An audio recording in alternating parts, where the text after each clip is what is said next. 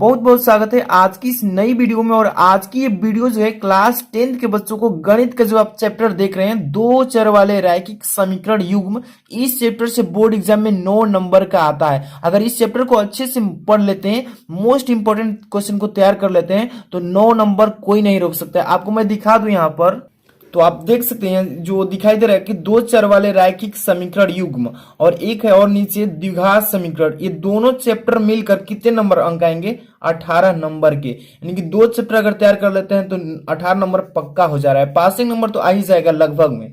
तो अगर एक चैप्टर तैयार करते हैं दो चर वाले रैखिक समीकरण, केवल इस चैप्टर को, तो 9 नंबर, और द्विघात समीकरण तैयार करते हैं तो 9 नंबर, यानी 18 नंबर। तो आज की इस वीडियो में द्विघात समीकरण छोड़कर यानी कि दो चर वाले रैखिक समीकरण से बताएंगे 9 नंबर की तैयारी।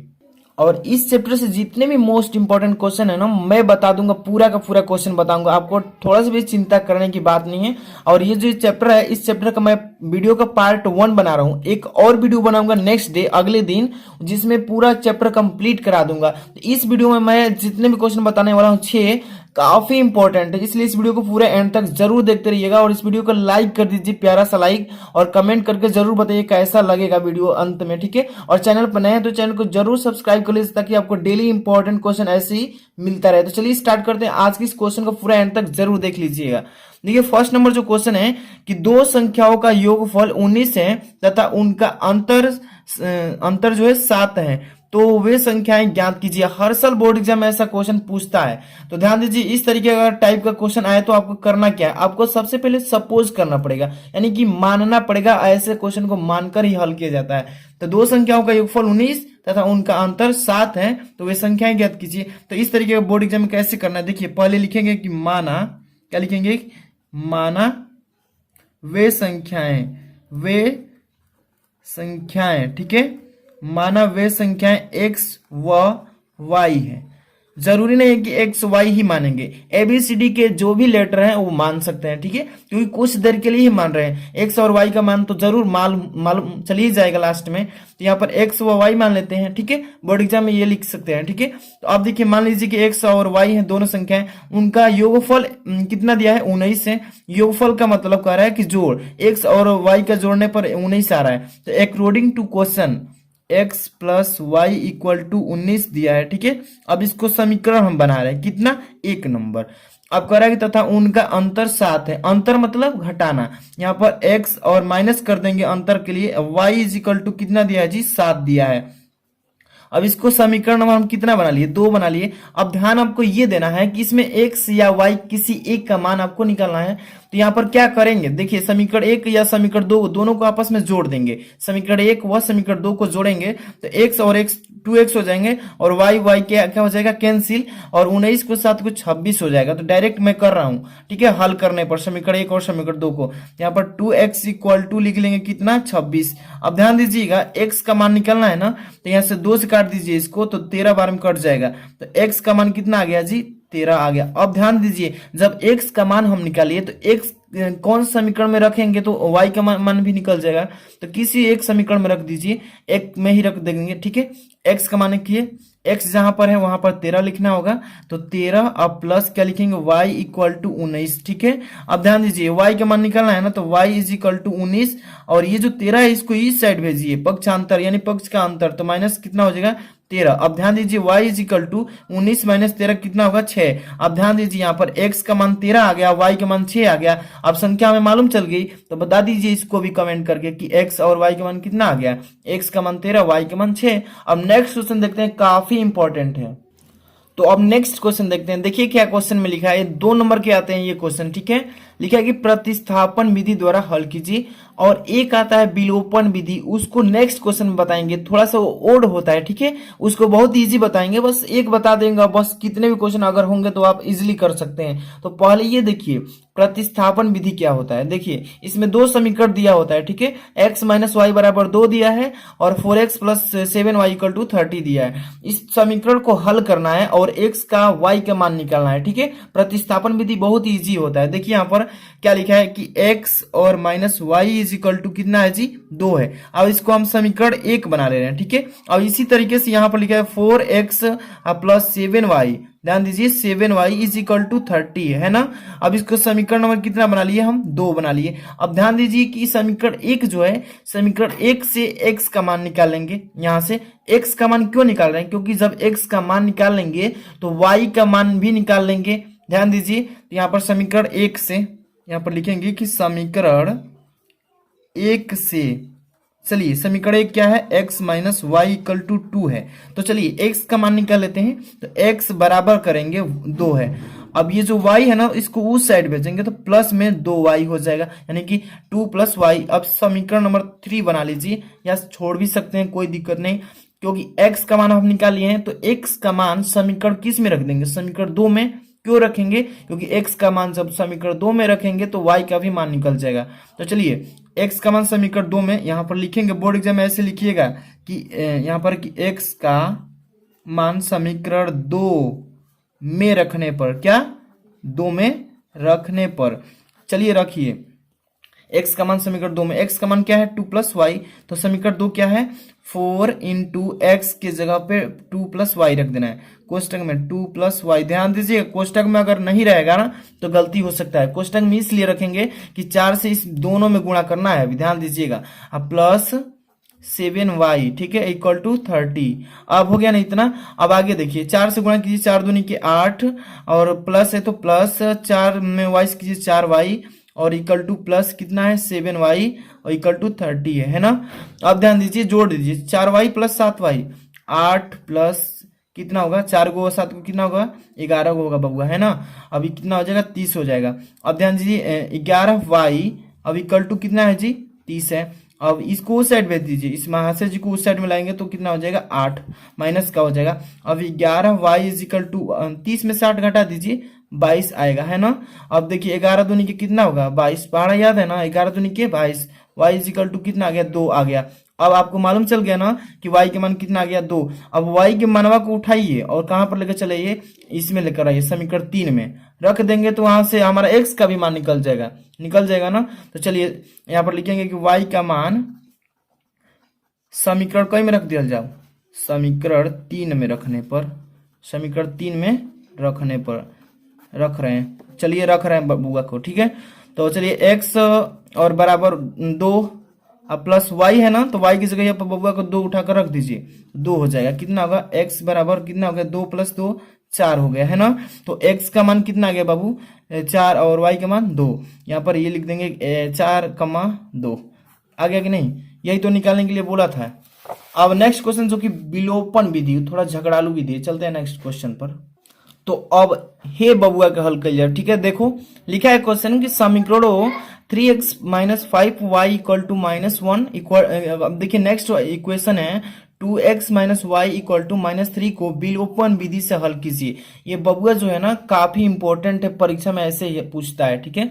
लिखा है क्वेश्चन में कि 3x, यहाँ पर नोट कर रहे हैं, देखिए 3x minus 5y equal to -1। अब समीकरण बना रहे हैं बबुआ को, यानी कि समीकरण बना लिए फर्स्ट, और नेक्स्ट जो है 2x minus y equal to -3, इस बबुआ को क्या समीकरण नंबर क्या बना लीजिए 2 बना लीजिए। अब ध्यान दीजिए विलोपन कहता है ना, तो आपको ध्यान देना होगा।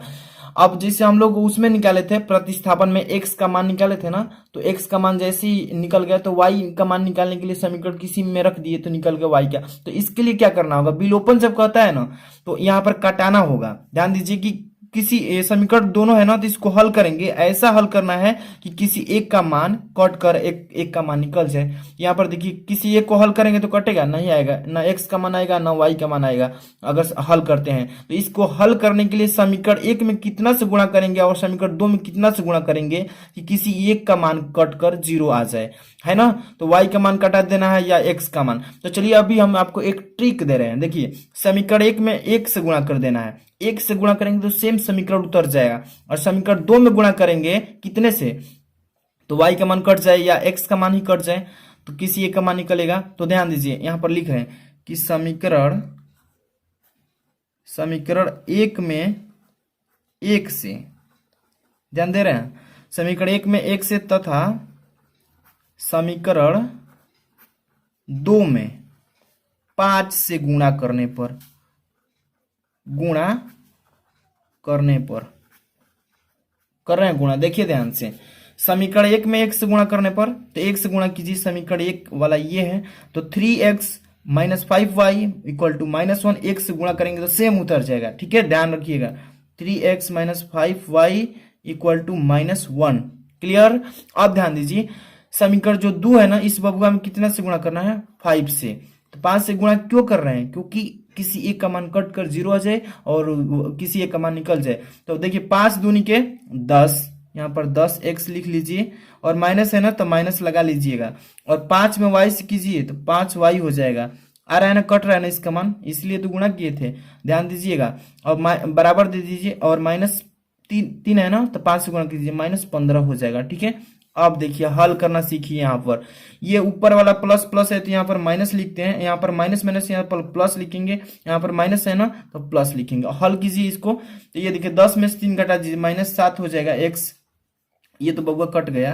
अब बराबर किधर चलिए, 15 में से गया 14, 14 कर लीजिए, ठीक है। आप देखिए बबुआ कटाइए, 7 दूनी के 14, x बराबर कितना आ गया जी, -2, ठीक है, इतना लिख लेंगे x का मान। अब x का मान तो हम निकाल लिए, अब x का मान समीकरण 2 में नहीं रख देंगे तो y का मान निकल जाएगा। चलिए लिखेंगे कि x का मान समीकरण 2 में, कौन से में, 2 में रखने पर, चलिए बबुआ को रखते हैं।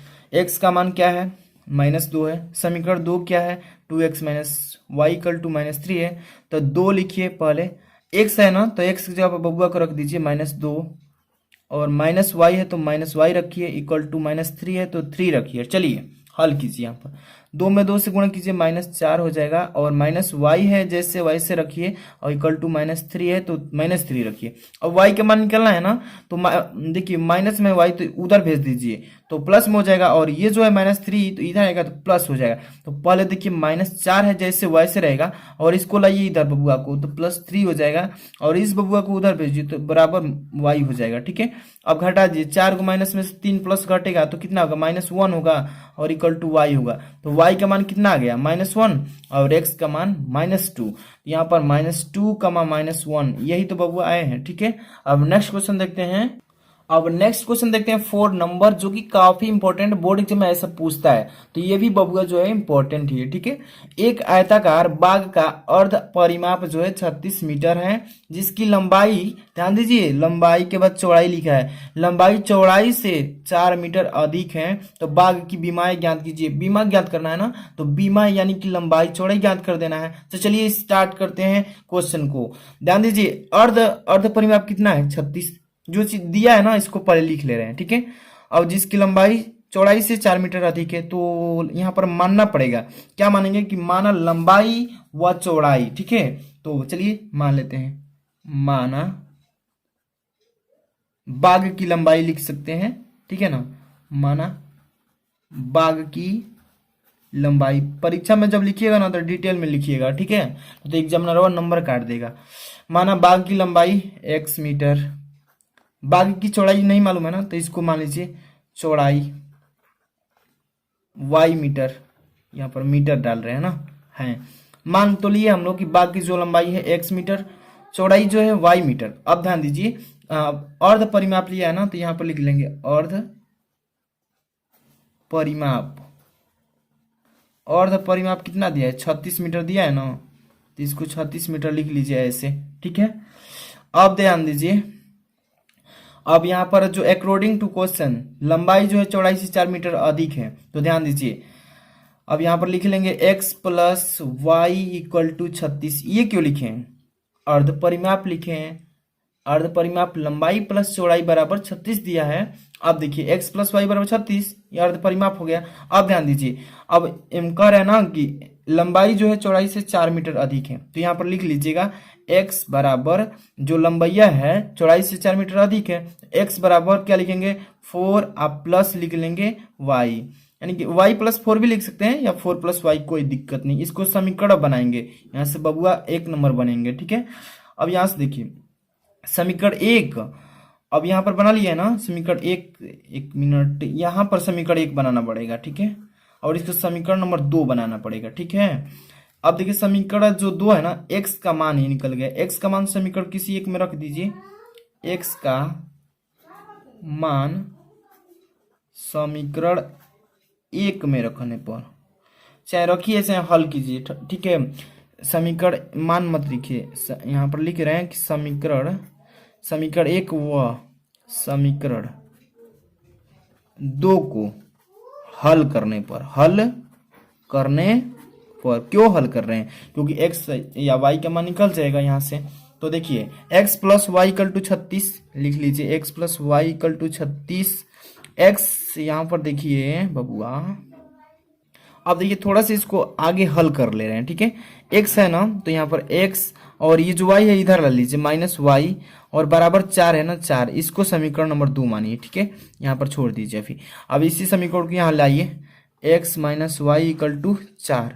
ध्यान दीजिएगा, हल करने आता है ना, तो इसको हल कर दीजिए। कितना हो जाएगा, ये कट जाएगा माइनस प्लस से, तो 2y इक्वल टू कितना हो जाएगा, ये 32 हो जाएगा। अब देखिए 2 से काट दीजिए, 16 दूनी के 32, और y बराबर कितना आ गया 16। अब y का मान जब 16 आ गया तो y का मान किसी एक इसी समीकरण में रख दीजिए, या 2 में रख दीजिए, या 1 में रख रहे हैं। ठीक है, तो y का मान रखिए x प्लस वाई की जगह पे 16 बराबर 36। अब ठीक है, अब इसको देखिए x बराबर 36 और ये 16 है, उधर जाएगा तो माइनस में हो जाएगा 16। x बराबर कितना हो जाएगा, 16 में 36 घटे 20 आएगा कि नहीं, आ गया ना। तो x का मान 20 और y का मान 16, तो यहाँ पर लिखेंगे 20 का मान 16, ऐसे करना होता है। ठीक है, अब काफी इंपॉर्टेंट क्वेश्चन था। वीडियो पसंद आई तो लाइक तो कर दीजिएगा। नेक्स्ट क्वेश्चन चलते हैं। तो अब देखते हैं नेक्स्ट बबुआ को, बबुआ मतलब क्वेश्चन को। ठीक है, लिखा है कि दो संख्याओं का अंतर 26 है, एक संख्या दूसरी संख्या की 3 गुनी है। ध्यान दीजिए, यहाँ टक्कर की बात किया जा रहा है। दो संख्याओं का अंतर दे दिया है, ठीक है 26, एक संख्या जो है दूसरी से कितनी है, 3 गुनी अधिक है। वो संख्या बताइए, पेपर में पूछता है। ठीक है, तो पहले ऐसा क्वेश्चन करने के लिए मानना पड़ेगा, मैं कितने बार बता दिया हूं, माना वे संख्याएं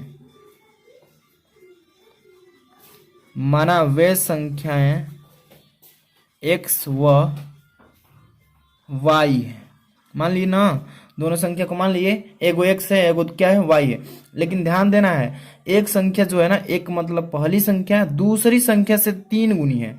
ठीक है, तो यहाँ पर ध्यान दीजिए, चुक्की लिख लेंगे। चुक्की माने बुझा, ऊपर 2 लगाएंगे, नीचे 1, इसको बोलते हैं चुक्की। तो ध्यान दीजिए, एक संख्या दूसरी संख्या की 3 गुनी है, तो यहाँ पर लिखेंगे एक संख्या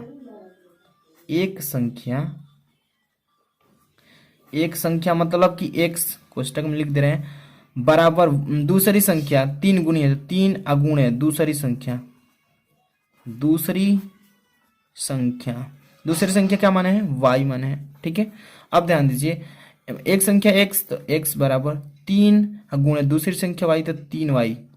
ठीक है ना, समीकरण बना लेंगे इसको 1।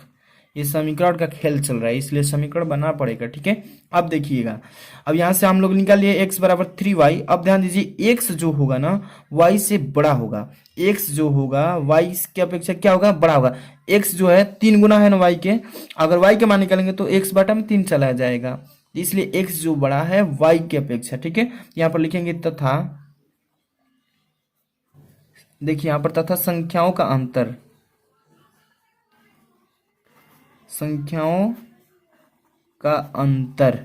अंतर मतलब जानते हैं ना, घटाना होता है। ठीक है, कितना है, 26 है। अब देखिएगा, अब दोनों का अंतर कीजिए, एक वो x हो गया माइनस दूसरी हो गई y, अब बराबर घटाना कितना दिया है, 26 दिया है ना। अब इस बबुआ को समीकरण बना लेते हैं 2 नंबर, है ना, पहला दूसरा दिखाई दे रहा है ना। अब देखिए, अब करना कुछ नहीं है, अब समीकरण 2 में जो है ना x का मान को रख देंगे, x का मान ये है और समीकरण 2 ये है, तो लिखेंगे कि x का मान समीकरण 2 में रखने पर, 2 में रख रहे हैं, क्यों रख रहे हैं, क्योंकि हमें y का मान निकालना है भाई। तो चलिए, x का मान 3y है ना, तो x की जगह पर 3y रखिए, 3y माइनस y है, तो y इक्वल टू 26 है, तो 26। अब देखिए यहाँ से, अब 3 y प्लस में से 1 y माइनस घटेगा, तो 2y बचेगा कि नहीं, बचेगा, बराबर कितना है, 26 है। 2 से काट ना दीजिए, 13 बार में कट जाएगा, अब देखिए y बराबर कितना आ गया, 13 आ गया। अब जब हम y का मान निकाल लिए, आ गया 13, तो y के मानवा को किस में रख देंगे, समीकरण कोनों में रख दीजिए, इसी में रख लीजिए, पहले में निकल जाएगा, ठीक है। तो x बराबर क्या लिखेंगे, 3 इंटू वाई की जगह पर क्या लिखेंगे, 13। x बराबर 13 तिया 39, पढ़ा याद है ना। x का मान कितना आ गया, 39, y का मान 13, तो किस तरह लिखते हैं, 39,13, ठीक है।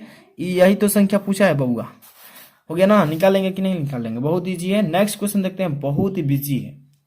इस चैप्टर का महामैराथन क्वेश्चन तो ये बनता है। अब नेक्स्ट पार्ट लाएंगे ना, उसमें काफी इंपॉर्टेंट लाएंगे, 6 नंबर वाले क्वेश्चन, ठीक है। तो इसको देख लीजिए, पार्ट 1 है, पार्ट 2 डिस्क्रिप्शन में जल्द ही डाल देंगे नेक्स्ट डे। देखिए लिखा है क्वेश्चन कि P के किन मानों के लिए निम्न समीकरणों के युग्म का एक अद्वितीय हल है। क्वेश्चन ऐसा ही पूछता है बोर्ड एग्जाम में। देखिए यहाँ पर इक्वेशन दिया है, यानी कि समीकरण दो दिया है। समीकरण एक लिखा है कि 4x plus p y plus 8 equal to 0, और दूसरा लिखा है कि 2x plus 2y plus 2 equal to 0। देखिए ध्यान से, और इसमें P जो है ना, कह रहा है P के किन मानों के लिए निम्न समीकरणों का युग्म एक अद्वितीय हल है।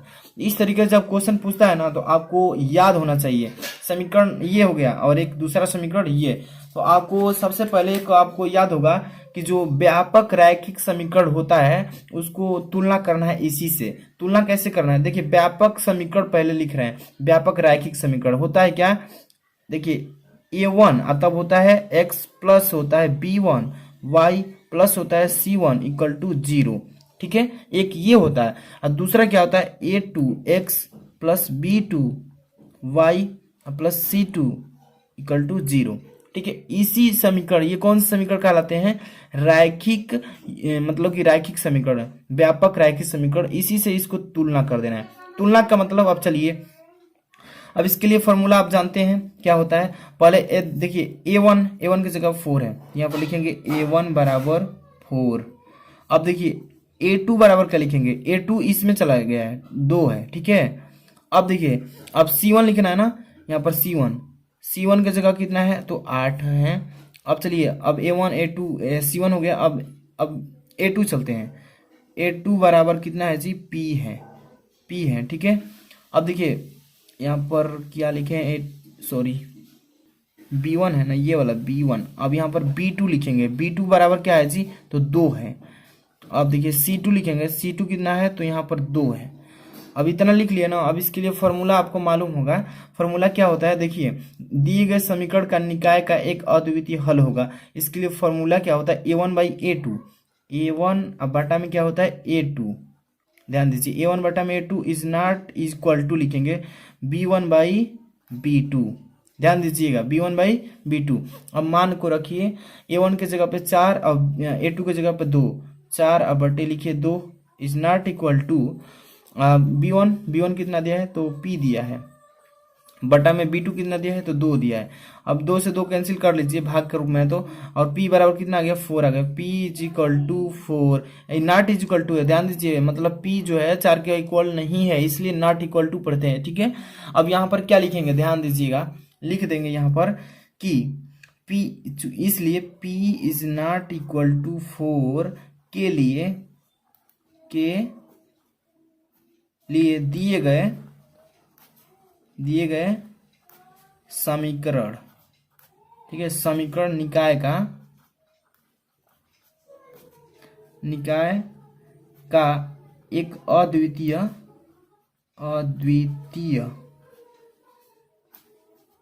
हल होगा। यही तो था क्वेश्चन में। अब नेक्स्ट वीडियो ला रहे हैं सेकंड पार्ट इसी चैप्टर का, जो कि काफी इंपॉर्टेंट होंगे, इसलिए इस वीडियो को ज्यादा से ज्यादा शेयर करते हैं और बच्चों में इसको कमेंट करते हैं, अच्छा चैनल को सब्सक्राइब करते हैं, तो आपको हर एक चैप्टर का इंपॉर्टेंट क्वेश्चन ऐसे ही ला देंगे। इसलिए इस वीडियो को ज्यादा से ज्यादा शेयर कीजिए। मिलते हैं नेक्स्ट वीडियो में। Thanks for watching, take care, bye bye.